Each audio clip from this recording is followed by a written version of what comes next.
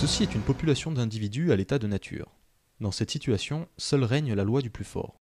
Ces individus découvrent vite que pour résister à cette loi arbitraire, l'union fait la force.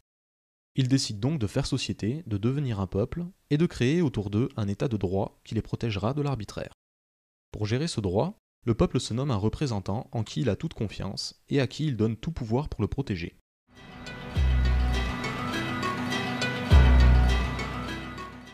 Et effectivement, ce représentant mène à bien sa mission.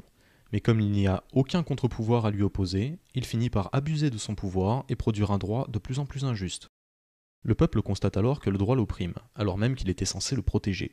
Et il choisit donc logiquement de changer de système de représentation. Il se nomme cette fois plusieurs représentants et non plus un seul, afin qu'aucun ne puisse prendre le pouvoir à son compte. Mais ces représentants en arrivent à s'unir, abusent de leur pouvoir et se mettent d'accord pour produire un droit qui ne suit plus que l'intérêt de quelques-uns. Le peuple constate à nouveau que le droit, tel qu'il est géré, est en fait injuste, et rejette cette fois les représentants. Il en nomme d'autres, et l'injustice se reproduit. Encore, et encore, et encore, jusqu'au moment où le peuple décide que c'en est trop. Pour comprendre ce mécanisme, il faut se pencher sur ce qu'est exactement la gestion du droit.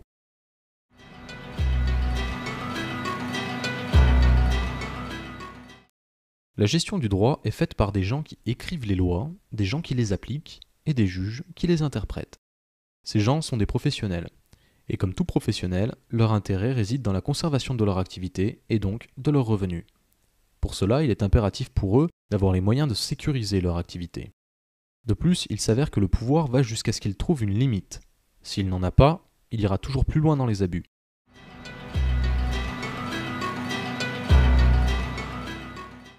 La question se pose alors, comment rendre le droit juste ? Quelles limites mettre au pouvoir pour en empêcher les abus ? La solution serait que le peuple contrôle la gestion du droit, pour se donner une assurance que le droit ne deviendra pas injuste. Pour cela, il lui faut un cadre juridique. Le peuple décide donc d'ajouter une nouvelle entité, une règle, qui le protège, en contraignant le droit. Cette règle, c'est la Constitution.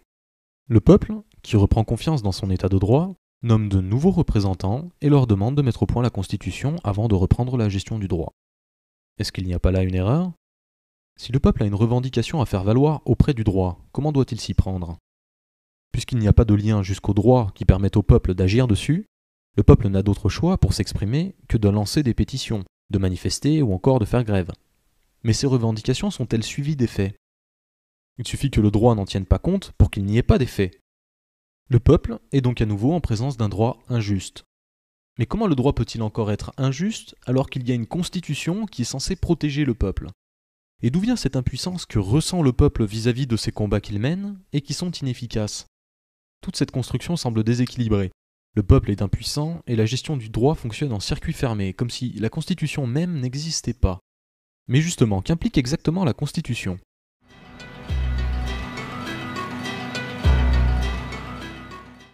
La Constitution est là pour protéger le peuple des abus de pouvoir et de l'injustice du droit.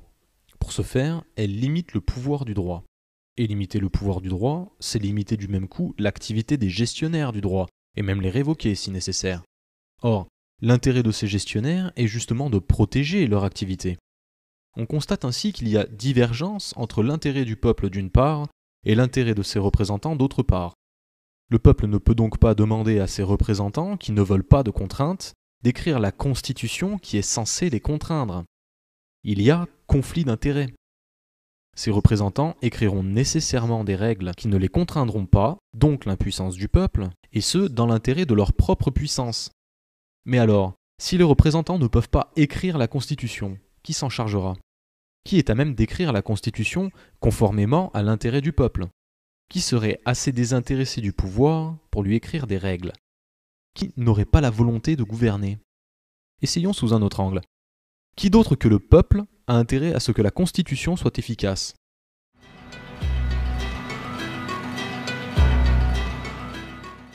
C'est exact, le peuple ne doit pas demander à ses représentants d'écrire la Constitution. Il doit l'écrire lui-même, conformément à son propre intérêt. Et sitôt que le peuple reprend le contrôle de sa Constitution, tout s'équilibre. Le droit régit le peuple, c'est ce qui était convenu, la Constitution contraint le droit, et le peuple maîtrise la Constitution.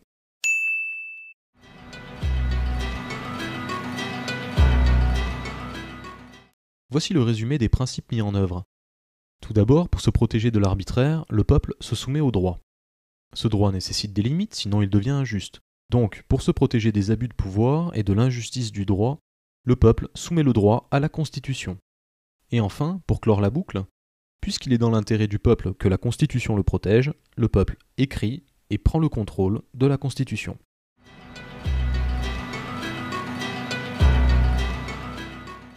À vous qui m'écoutez, on a certainement appris, comme à moi d'ailleurs, que la Constitution c'était l'organisation des pouvoirs. C'est leur séparation, le choix des modes de scrutin, l'effet des scrutins sur le pouvoir, quel type de scrutin pour quel type d'élection, etc. Que sais-je encore.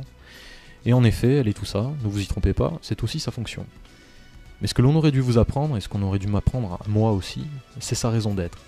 Et sa raison d'être, ce n'est pas simplement l'organisation des pouvoirs, c'est surtout la limitation de l'exercice du pouvoir, je dirais même le contrôle de l'exercice du pouvoir, afin de garantir la protection du peuple contre les abus de pouvoir, et afin surtout d'assurer au peuple que sa souveraineté ne sera jamais bafouée.